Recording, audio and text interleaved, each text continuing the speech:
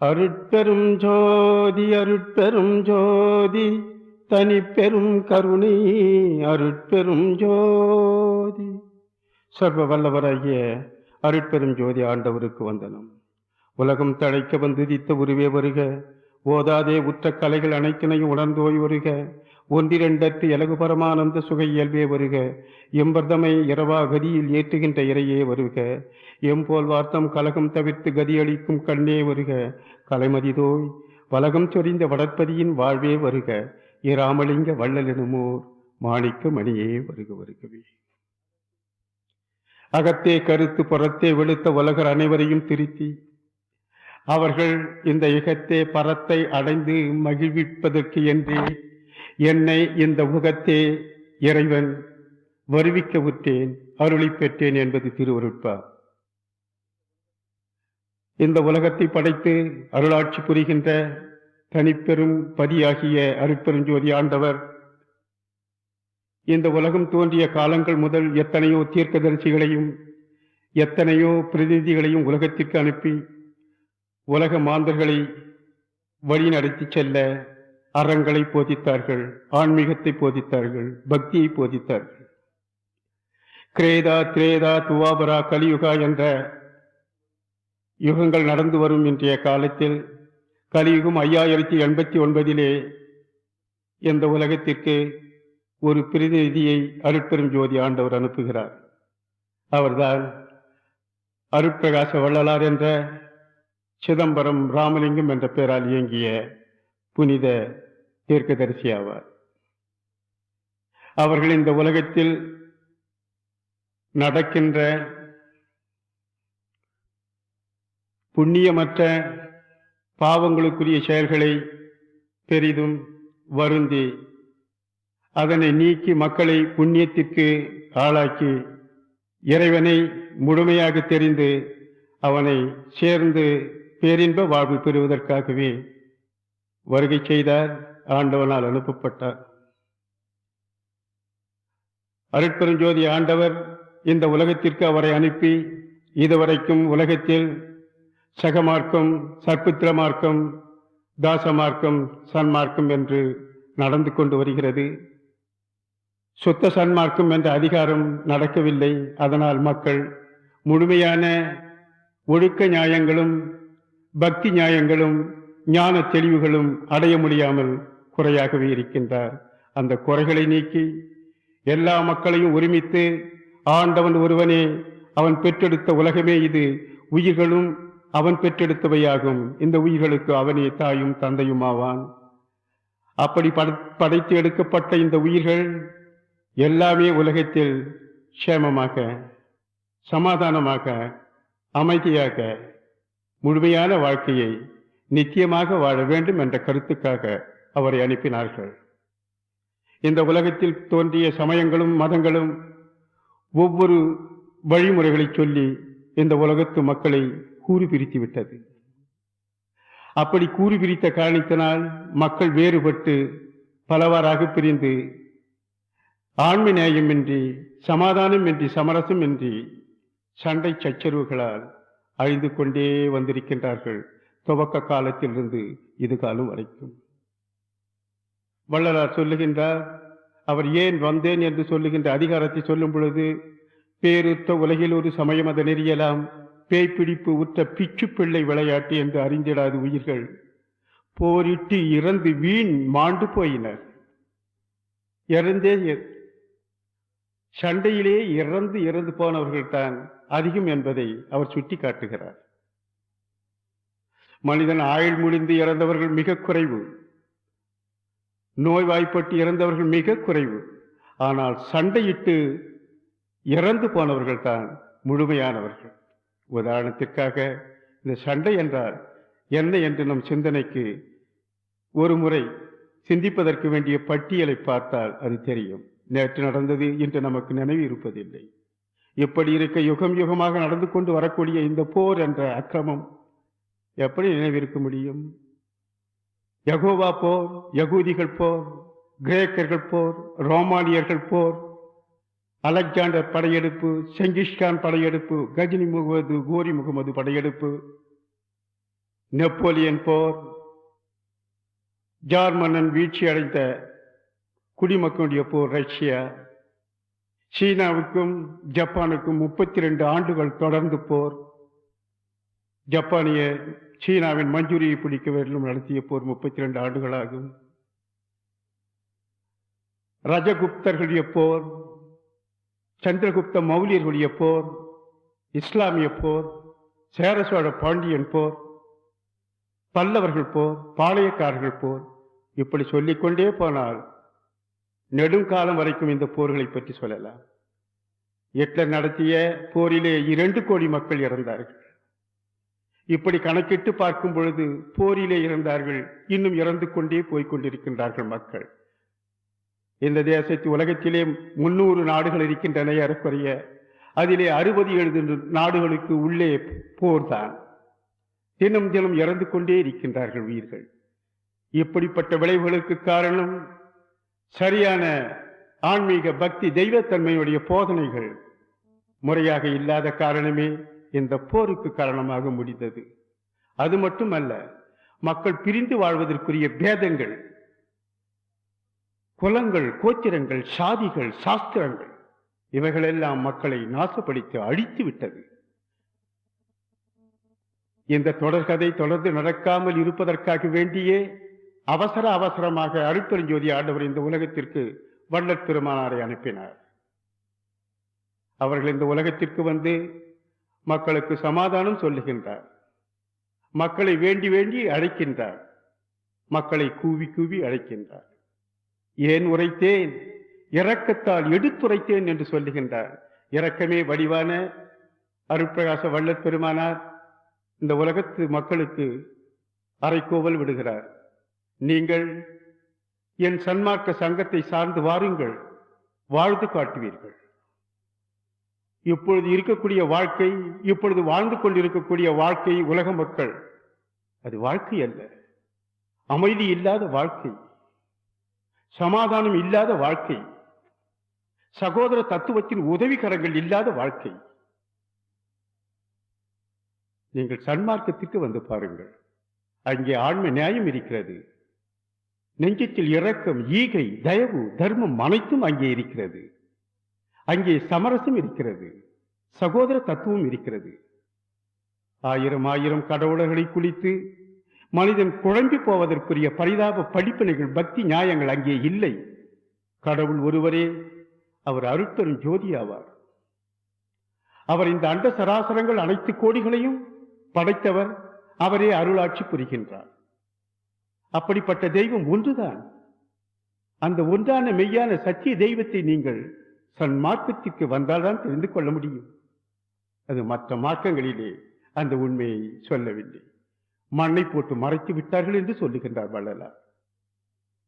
உலகத்தில் பிறந்த மக்கள் அத்தனை பேரும் தெய்வத்தால் படைக்கப்பட்ட புனித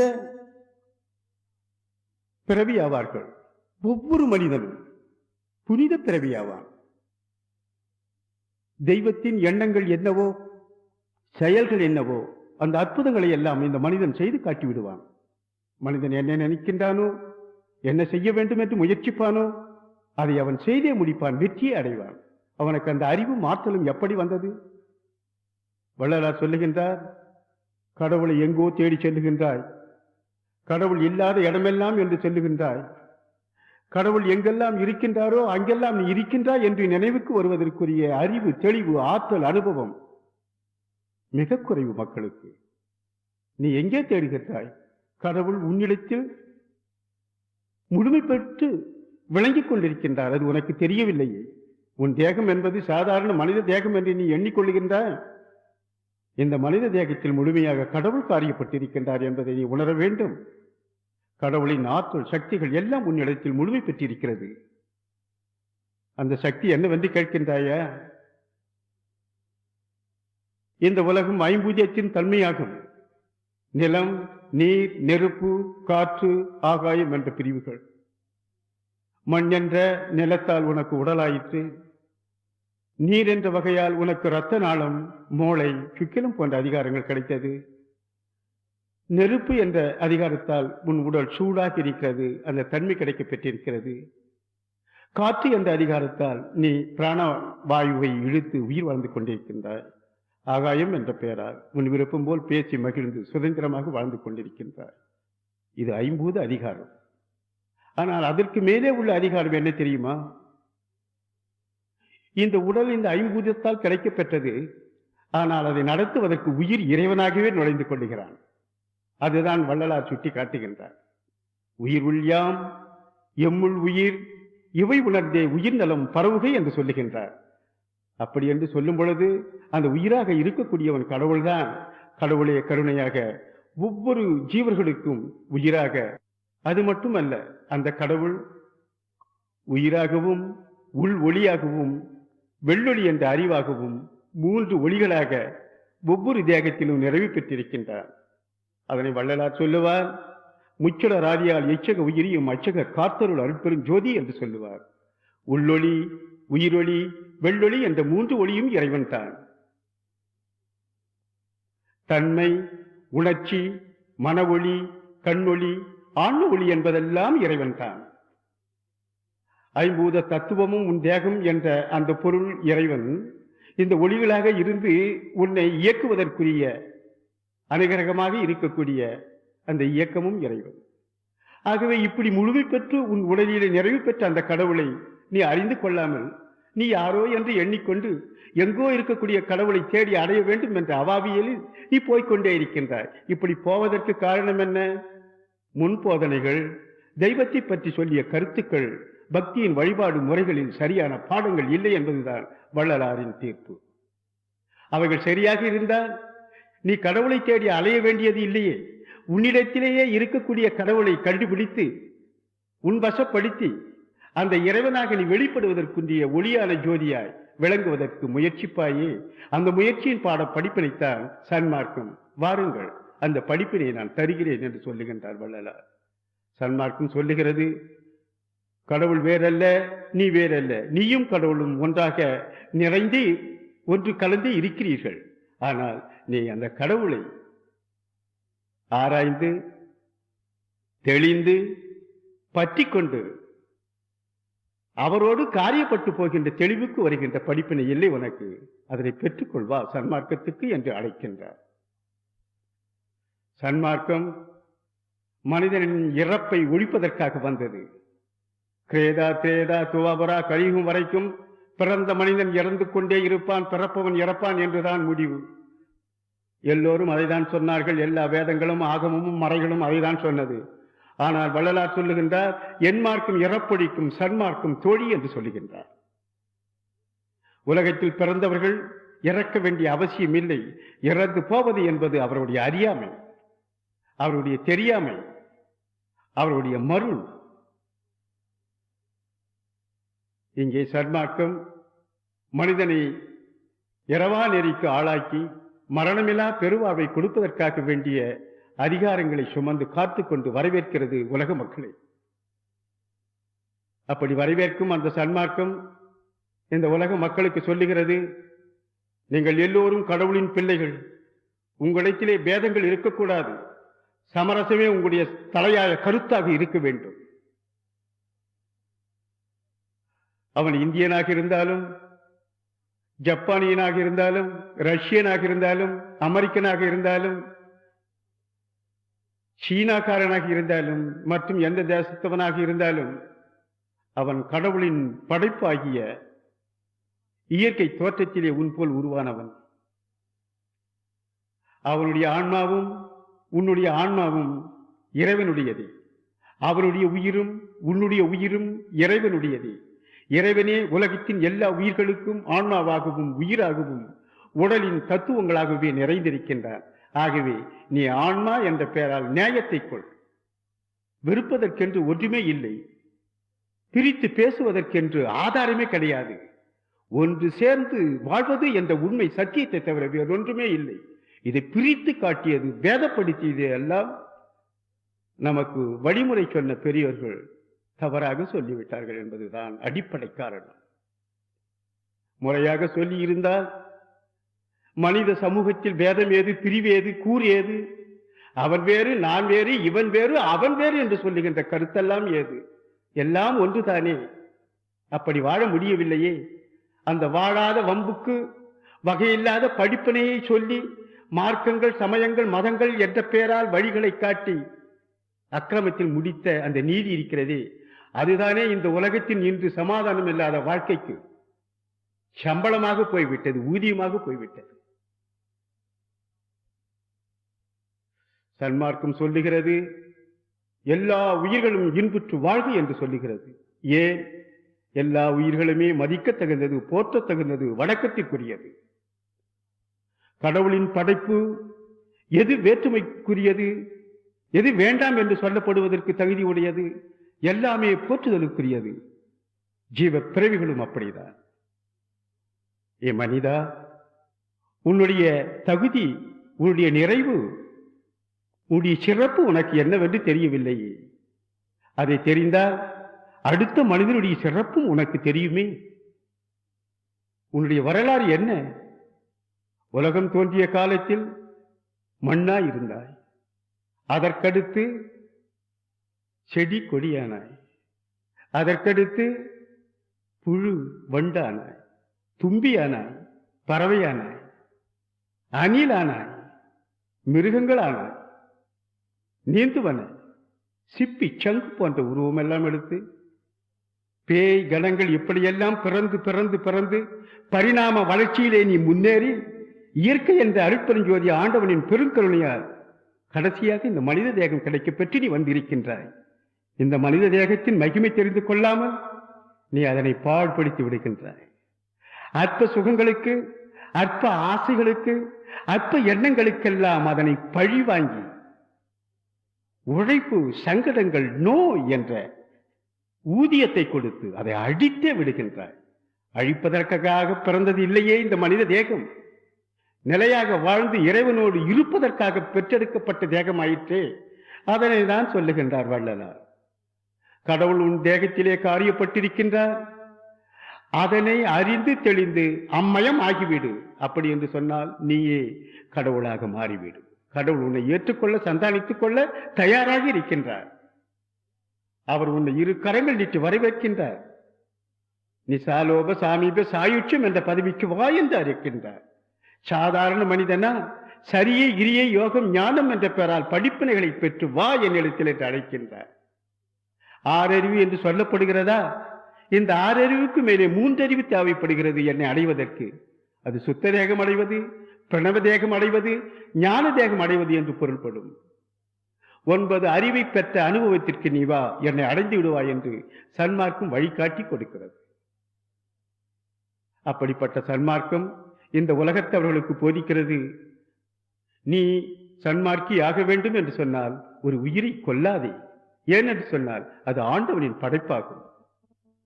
அந்த உயிர் போய்விட்டால் மீண்டும் வரவே வராது.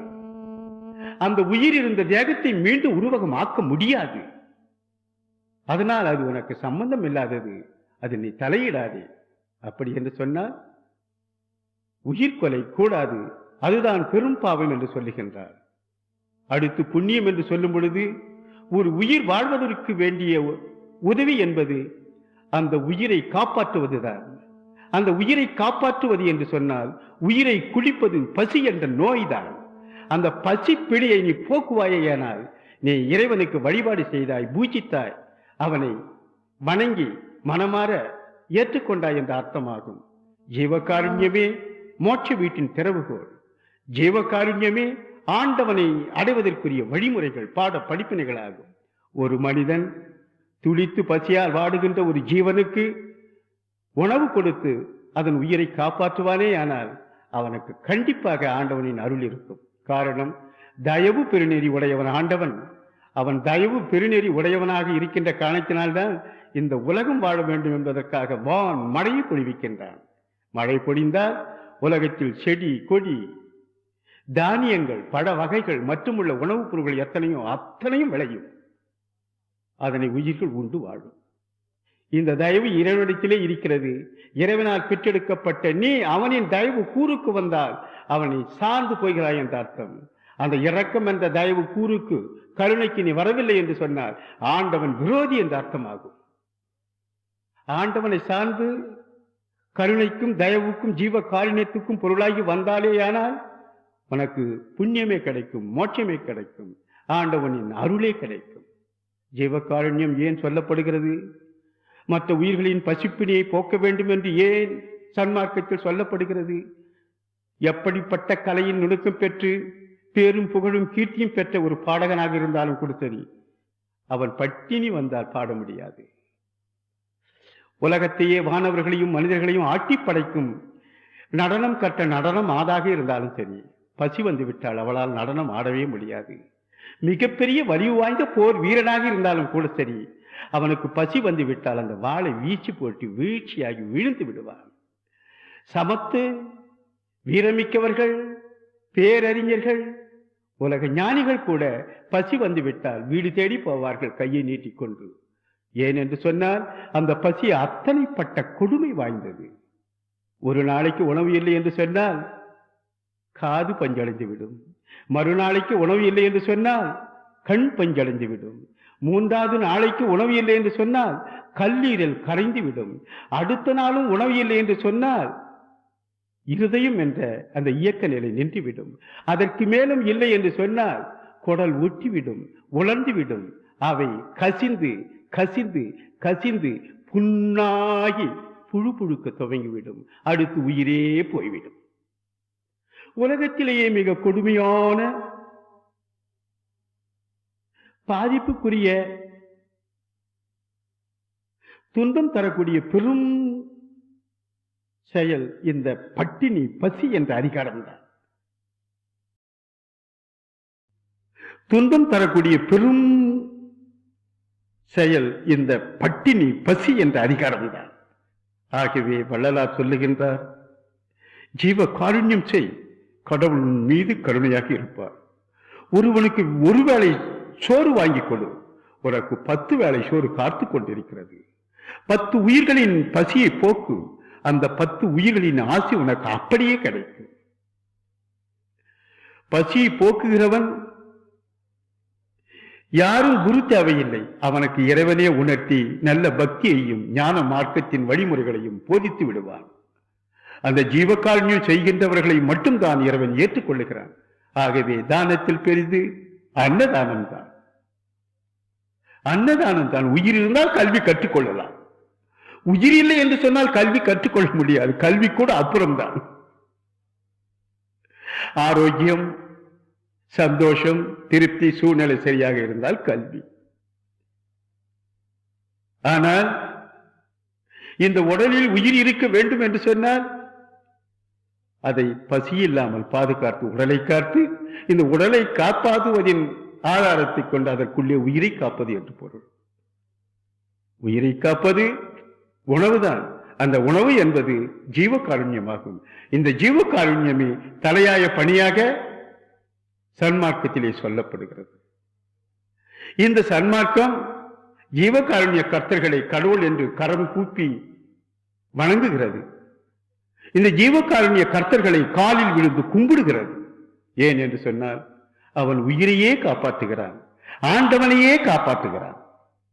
அந்த உடலில் உயிர் இருக்க வேண்டும் என்று சொன்னால் உணவிட்டு அந்த உடலை காப்பாற்ற வேண்டும். அந்த கடமையை செய்கின்ற காரணத்தினால் அவன் கடவுளுக்கு ஒப்பாகின்றான். ஜீவகாருண்ய கர்த்தா கடவுளுக்கு ஒப்பானவன். நேயம் என்று சொல்லுவது என்ன, ஆன்மா என்று சொல்லுவது என்ன என்பதை சொல்லும் பொழுது சன்மார்க்கம் சொல்லுகிறது, புழு முதற்கொண்டு மனித பிறப்பு வரைக்கும் ஆன்மாவே பொதுவாக இருக்கிறது. எல்லா உயிர்களுக்கும் ஆன்மாகவே பொதுவாக இருக்கின்ற காரணத்தினால் அந்த ஆண்டவனே எல்லா உயிரிடத்திலும் ஆன்மாவாக இருந்து பொது நீதி செய்கின்றான். நீ ஒரு காலத்தில் புழுவாய் இருந்தாய், அந்த புழு உன் சகோதரன், உன் வம்சாவளிதான். நீ ஒரு காலத்தில் பூண்டாய் இருந்தாய், புல் பூண்டாய், நீ அந்த வம்சம்தான். நீ ஒரு காலத்தில் பறவையாய் இருந்தாய், நீ அந்த வம்சம்தான். நீ ஒரு காலத்தில் மிருகமாக இருந்தாய், நீ அதன் வம்சம்தான். நீ எல்லா பிறப்பும் எடுத்துத்தான் கடைசியாக இந்த மனித தேகத்தை அடைந்திருக்கின்றாய் என்பதை மறந்து விடாது. வேதங்களும் ஆகமமும் சாஸ்திரங்களும் மறைகளும் இதை உனக்கு உணர்த்தும். நீ படித்தால் நீ அறிவாய். அப்படி வந்த நீ அவைகளை மறந்து விடுகிறாயே, அவைகள் வேறு நீ வேறு என்று அவைகளை கொல்ல துணிகிறாயே. நேயம் என்பது அவைகளோடு நட்பாக சகோதர தத்துவமாக தன்னை போல் மதித்து வாழ வேண்டியது. அந்த உயிர்கள் இடத்திலே உனக்கு விருப்பம் இல்லையா, விலகி தூரே போய்விடு. அதற்கு பகமை செய்யாதே, பழி வாங்காதே. அதன் உயிருக்கு தொண்டும் ஊறு விளைவிக்காதே. இதைதான் சொல்லுகிறது சன்மார்க்கம். அதற்கடுத்தால் சமரசம் சொல்லுகிறது. இறைவன் எல்லாவற்றையும் சமரசமாக பெற்றிருக்கின்றான். உதாரணத்திற்கு தாய் வயற்றிலிருந்து பிறக்கின்றான், இறந்தால் மண்ணில் மூடி மறைத்து விடுகின்றான். எல்லோருக்கும் பொது. இருக்கும் வரைக்கும் இந்த மண்ணின் மீது நடந்தே அதை மண்ணு தாங்க, இந்த பூமி தாங்க அவன் வாழ்ந்து முடிகிறான். இதில் ஒன்றும் விசித்திரமாக வேறு ஏதும் சொல்லிவிட முடியாது. அறிவில் முன்னேற்றம், கல்வி சூழ்நிலை, செல்வத்தில் முன்னேற்றம், பணத்தின் சூழ்நிலை, பலத்தின் முன்னேற்றம், உடல் சக்தியின் சூழ்நிலை, எவ்வளவுதான் இருக்க முடியுமே ஒழிய வேறொன்றும் புதுமையாக இருக்க முடியாது. இது யாருக்கு கிடைத்தாலும் யார் வேண்டுமானாலும் அப்படி இருப்பார்கள். அதனால் உயர்வு தாழ்வு என்ற பேதத்துக்கு இடமே இல்லை. சமரசம் தான் சத்தியமானது, ஆண்டவனுடைய அனுகிரகமானது. இந்த சன்மார்க்கத்தில் ஒரு அதிகாரம் சொல்லப்படுகிறது. அது என்ன அதிகாரம் என்று சொன்னால், சன்மார்க்கம் சொல்லுகின்ற மந்திரம் ஒரு பொது மந்திரம். அது எல்லா உயிர்களும் வாழ்வதற்காக வேண்டிய அருட்பெரும் ஜோதி ஆண்டவர் இந்த உலகத்திற்கு நீ கொடுத்து விட்டு வா என்று அருட்பிரகாச வல்லற் பெருமானார் என்ற சிதம்பரம் ராமலிங்க சாமிகளிடத்தில் கொடுத்து அனுப்பியது. இப்பெருமானார் கேட்கின்றார், இந்த உலகத்து மக்களுக்கு நான் எதையாகிலும் ஒன்று மந்திரமாக கொடுக்க வேண்டும், அதற்கு கருணை செய்யுங்கள் என்று சொல்லுகின்றார். இறைவன் சொல்லுகின்றார், 3,06,56,000 மந்திரங்கள் இருக்கின்றதே, இது போதாதா என்று கேட்கின்றார். போதாது, புரியும்படி நல்ல தெளிவான பதத்தில் அது இருக்க வேண்டும் என்று சொல்லுகின்றார். அப்படி சொல்லும் பொழுது அருட்பெரும் ஜோதி அருட்பெரும் ஜோதி தனிப்பெரும் கருணை அருட்பெரும் ஜோதி என்ற மந்திரத்தை நீ சொல்லிவிட்டு வா என்று சொல்லுகின்றார். அதனையே உலக மக்களுக்கு சொல்லுகின்றார். அருளை உடைய அந்த தெய்வம் சகல சக்திகளையும் உடையதாக இருக்கிறது. அவை அண்டங்களை படைக்கிறது, அணுக்களை படைக்கிறது, உயிர்களை படைக்கிறது, உலகங்களை படைக்கிறது, தெய்வங்களை படைக்கிறது, வானவர்களை, தேவர்களை, மூவர்களை எல்லோரையுமே படைக்கிறது. அதை நினைத்தால் தெய்வங்களையும் படைக்கும், அழிக்கும், இயற்கை தோற்றங்களாகிய அனைத்தையும் படைக்கும், அழிக்கும். அந்த ஆற்றல் அந்த அருட்பெரும் ஜோதி அருக்கே உண்டு. அப்படிப்பட்ட மந்திரமாகிய அந்த திருமந்திரம், சிறப்பு மந்திரம் 3,06,56,000 மந்திரங்கள். அந்த மந்திரங்கள் 81 பதங்களில் முடிகின்றன. அந்த 81 பதங்கள் 51 வண்ணங்களில் முடிகின்றன. அந்த 51 வண்ணங்கள் 43 படிகளில் முடிகின்றன. அந்த 43 படிகள் 11 வாமன மந்திரங்களில் முடிகின்றன. அந்த 11 வாமன மந்திரங்கள் 5 கலைகளில் முடிகின்றன. அந்த 5 கலைகள் 4 மகாமந்திரத்திற்குள் முடிகின்றன. அந்த 4 மகாமந்திரங்கள் ஒரே ஒரு மந்திரமாகிய அருட்பெரும் ஜோதி அருட்பெரும் ஜோதி தனிப்பெரும் கருணை அருட்பெரும் ஜோதி என்ற மகாமந்திரத்திற்குள்ளே அடங்கி விடுகின்றன. எந்த மதம், எந்த மார்க்கம், எந்த சமயம், எப்படிப்பட்ட வழிமுறைகளாக இருந்தாலும் அவைகளால் சொல்லப்படுகின்ற மந்திரங்கள் அத்தனை கோடியும் இந்த ஒரு மந்திரத்திற்குள்ளே அடங்கி விடுகின்றது. அருட்பெரும் ஜோதி அருட்பெரும் ஜோதி தனிப்பெரும் கருணை அருட்பெரும் ஜோதி என்ற மந்திரத்திற்குள்ளே அடங்கி விடுகிறது. இந்த மந்திரத்தின் மகிமை புழுவை வண்டாக்குகிறது, வண்டை பறவையாக்குகிறது, பறவையை அணில் குரங்கு மிருகமாக்குகிறது, மிருகத்தை வானவனாக தேவனாக ஆக்குகிறது, பூதங்களாக கணங்களாக ஆக்குகிறது, அவைகளை மனிதனாக ஆக்குகிறது. அந்த மனிதனை கம்பருடர், யட்சர்கள், வானவர்கள், தேவர்கள், இந்திரர்கள், பிரகஸ்பதிகள், யசூஸ்பதிகள், சிவபதிகள், ஜோதிபதிகள் என்ற அளவிற்கு அழைத்து செல்லுகிறது அந்த மந்திரம். அந்த ஒரு மந்திரத்தை ஜெயிப்பவர்களே வென்று காட்டுவார்கள். அந்த அருட்பெரும் ஜோதி மகாமந்திரத்தை நம்பியவர்கள் ஞானத்தின் முழுமை பாடத்தை பெறுவார்கள். இந்த அருட்பெரும் ஜோதி மகாமந்திரத்தை ஜெபிப்பவர்கள் குருவில்லாமலே ஞான படிப்பினை கிடைக்க பெறுவார்கள். இந்த அருட்பெரும் ஜோதி மகாமந்திரத்தை ஜபிக்கக்கூடியவர்கள் உலக உயிர்களுக்கு நட்பாய் ஆகிவிடுவார்கள்.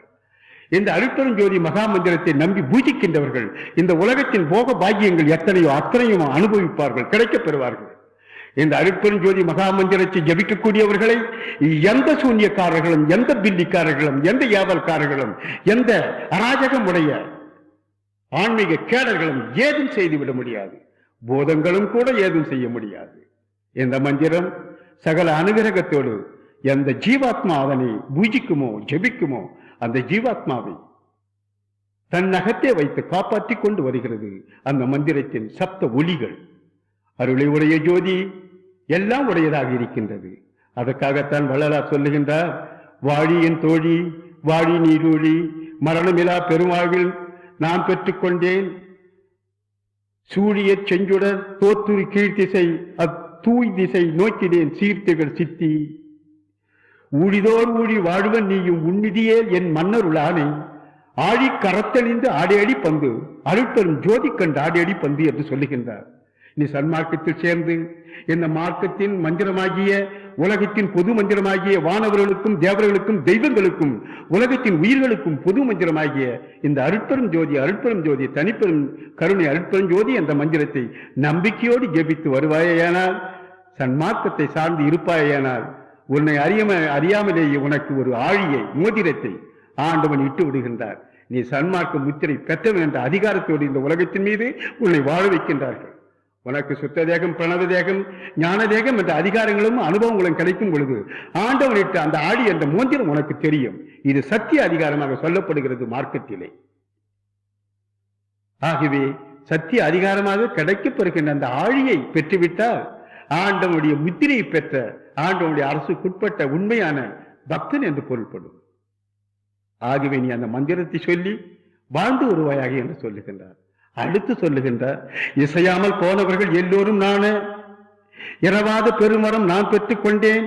வசையேதும் இல்லாது மேற்சென்று வந்தேன். வாழியே என் தோழி நீ நசியாதே என்னுடைய நட்பது வேண்டில். நன்மார்க்கமாம் சுத்த சன்மார்க்கம் தன்னில் அசையாது நின்றிங்கு ஆடேடி பந்து அருட்பெரும் ஜோதி கண்டு ஆடேடி பந்து என்று இங்கேயும் சொல்லுகின்றார்.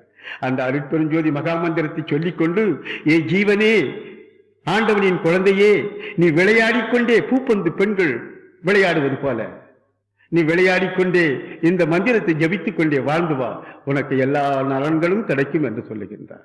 அடுத்து சொல்லுகின்றார், ஈரமும் அன்பும் கொண்டு இன்னருள் பெற்றேன். என் மார்க்கும் இரவாத சன்மார்க்கும் தோழி ஊரமுதுண்டு நீ ஒழிந்து போகாதே. ஊழிதோர் ஊழி வாழலாம் சேர்ந்து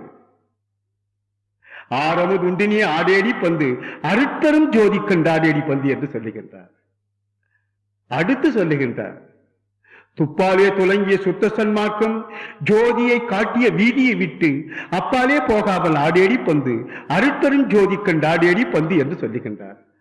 அடுத்தும் சொல்லுகின்றார், துதி செய்யும் சித்தரும் உத்தரும் காண சுத்த சன்மார்க்கத்தில் உத்தம ஞான பதி செய்யும் சித்திகள் பற்பல யாவும் பாரிடை வானிடை பற்பல காலம் விதி செய்ய பெற்றனன் இன்று தொட்டென்றும் மெய்யரு ஜோதியால் விளைவிப்ப நீயும் இந்த அதிசயம் காணலாம் ஆடேடி பந்து அருட்பெரும் ஜோதி கண்டு ஆடேடி பந்து என்று சொல்லுகின்றார்.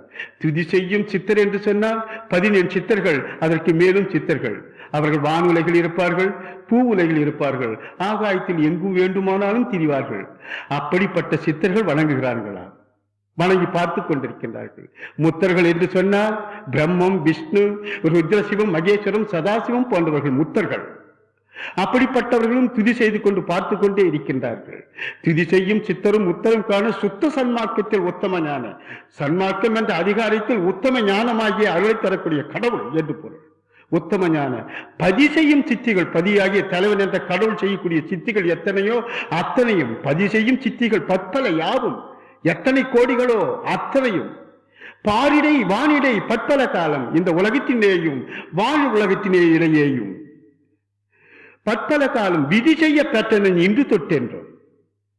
ஆண்டவன் செய்யக்கூடிய அந்த விதிமுறைகளை நான் செயல்பட்டு வருகின்றேன். எனக்கு இறைவன் அந்த அதிகாரங்களை எல்லாம் கொடுத்து விட்டான் என்று சொல்லுகின்றார் தன்னுடைய 39வது அகவையிலே பெருமானார். அப்பொழுதே அருட்பெருஞ்சோதிய ஆண்டவரும் அவரும் இரண்டரை கலந்த நிறைவிற்கு முழுமையான ஒரு சத்திய அதிகாரத்தின் சாட்சியாகிய இந்த பாடலை சொல்லுகின்றார். இந்த பாடலை நீங்கள் சிந்தித்தால் தெரியும். துதி செய்யும் சித்தரும் உத்தரும் காண சுத்த சன்மார்க்கத்தில் உத்தம ஞான பதி செய்யும் சித்திகள் பற்பல யாவும் பாரிடை வானிடை பற்பல காலம் விதி செய்ய பெற்றனன் இன்று தொட்டென்றும் மெய்யரு ஜோதியால் விளைவிப்பேன் நீயும் இந்த அதிசயம் காணலாம் ஆடியடி பந்து அருட்பெரும் ஜோதி கண்டு ஆடியடி பந்து என்று சொல்லுகின்றார்.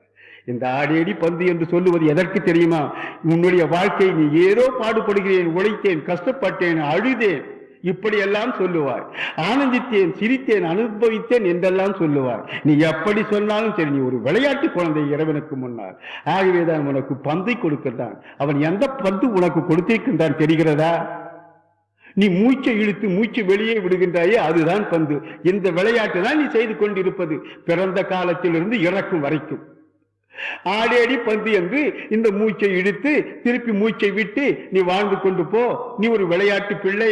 ஆனாலும் நீ எதையும் செய்யாதே. இதோ அருட்பெருஞ்சோதி அருட்பெருஞ்சோதி தனிப்பெருங்கருணை அருட்பெருஞ்சோதி என்ற மகாமந்திரத்தை பழக்கத்தில் வைத்து, கடமையாக வைத்து, ஒரு லட்சியமாக ஏற்று அதனை பயன்படுத்தி கொண்டு வா, நீ சுகப்படுவா என்று சொல்லுகின்றார் அந்த மந்திரத்தை கொடுத்து. மேலும் இந்த சன்மார்க்கம் என்ன தரும் என்று ஒரு கேள்வி. இந்த தேகம் இருக்கிறதே, இது அழிந்து போகும் தேகம்தான். பொத்தை மல புழு குறும்பைதான். இது பொத்தையிடப்பட்டது. இந்த தேகம் 9 துவாரங்கள் இதற்குள் இருக்கின்றன. இந்த தேகத்திற்குள், இந்த 9 துவாரத்திற்குள் எப்பொழுது என்ன கேடு உள் நுழையுமோ வெளியே வருமோ தெரியாது. பொத்தை மல புழு குறும்பைதான். சித்தியில் சுத்த சன்மார்க்க சேர்ப்பினார். இது புழு குறும்பை என்று ஏன் சொல்லப்படுகிறது? இந்த தேகத்தில் இருக்கக்கூடிய ஒளி என்ற அந்த ஆண்டவன் உயிர் போய்விட்டால் சபம் என்று பெயர். அதை எடுத்து ஒரு மூலையில் போட்டுவிட்டு 10 நாள் பொறுத்து பார்ப்பாயே, ஆனால் அங்கே கூடை கூடையாக புழுதான் இருக்கும், அந்த தேகம் இருக்காது. அப்படி கேவலமான புழுவை மூலாதானமாக கொண்ட உடல்தான் இது. இப்படிப்பட்ட தேகம் சித்தியல் அழிவு இல்லாமல் நித்திய தேகம் பெறுவதற்குரிய சகல அதிகாரத்தையும் பெற முடியும் நீ சுத்த சன்மார்க்கத்தில் சேர்ந்தால் என்று சொல்லுகின்றார் வள்ளலார். பொத்தை மல புழு குறும்பைதான். சித்தியல் சுத்த சன்மார்க்க சேர்ப்பினால் நித்தியம் ஆகியே நிலைக்கும் என்பது சத்தியம். சத்தியம் ஜெகத்துள் நீர்களே, சத்தியம் செய்கின்றார். இந்த தேகத்தை நீ நிலைநிறுத்தி காட்டலாம், சாகாமல் வைத்து காட்டலாம், ஆண்டவனை நேரடியாக பார்க்கலாம், அவனோடு கலந்து அவன் அன்புக்கு பொருளாகலாம் என்று சொல்லுகின்றார். இன்னும் யார் சொல்லுவார்கள்? சத்தியமிட்டு சொன்னவர்கள் யாராயிலும் இருக்கின்றார்களா? வள்ளலார் தான் சொல்லுகின்றார், சத்தியமாக நீ அடைவாய் என்று. ஏன் உரைத்தேன்? இரக்கத்தால் எடுத்துரைத்தேன் என்று சொல்லுகின்றார். அது மட்டுமல்ல, அடுத்து சொல்லுகின்றார், ஓவா துயர் செய்யும் உடம்புதான், ஓவாது துயர் செய்யும் உடம்புதான், ஓயாமல் துன்பங்களையே கொடுத்திருக்கக்கூடிய உடம்புதான். இது சாவுரா வண்ணமே சார்ந்து வாழலாம். இது சாகாமல் இருப்பதற்குரிய பாதுகாப்போடு நாம் சார்ந்து வாழலாம்.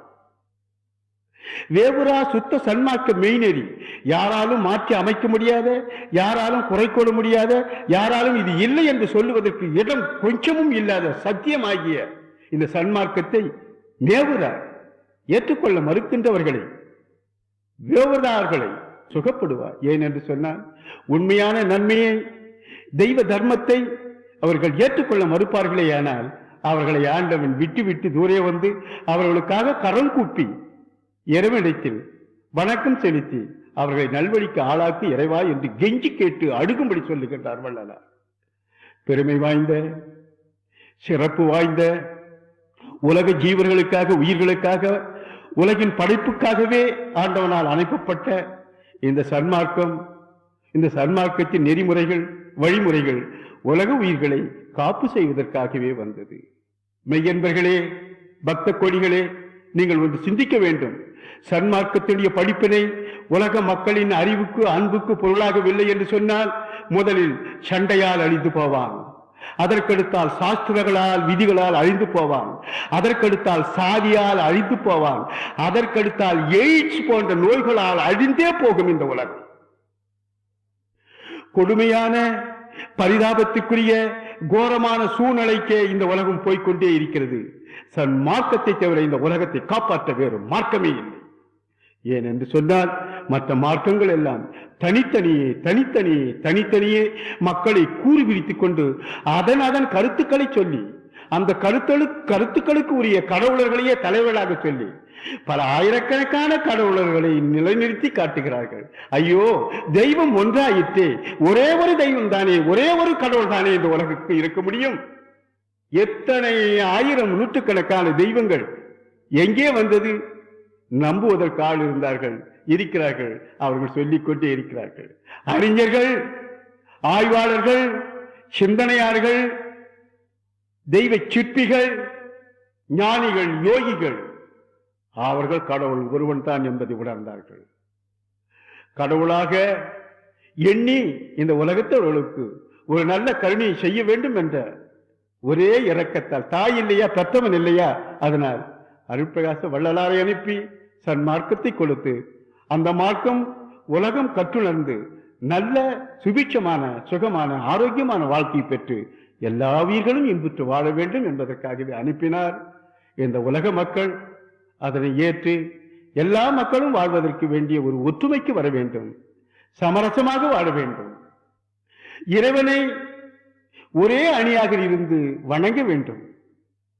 எல்லாம் தருவான் இறைவன், அவன் அருட்பெருஞ்சோதி ஆண்டவர். உங்களுக்கு ஒரு சில சுருக்கமான ஒரு சில வார்த்தைகளை மட்டும் சொல்லுகின்றேன். மார்க்கங்கள் என்ன சொல்லுகிறது? ஒவ்வொரு மார்க்கம் ஒவ்வொரு கருத்துக்களை சொல்லுகிறது. என்ன சொல்லுகிறது? ஒரு மார்க்கம் சொல்லுகிறது, அவர்களைப் போல உள்ள மனிதர்களை, கடவுளால் பெற்றெடுக்கப்பட்ட மனிதர்களை, அதோ சாத்தான் போய்கிறது, பிசாசு போய்கிறது, பேய் போய்கிறது என்று இந்த கலியுகத்தில் சொல்லுகின்றார்கள், இந்த நாகரிக உலகத்தில் சொல்லுகின்றார்கள்.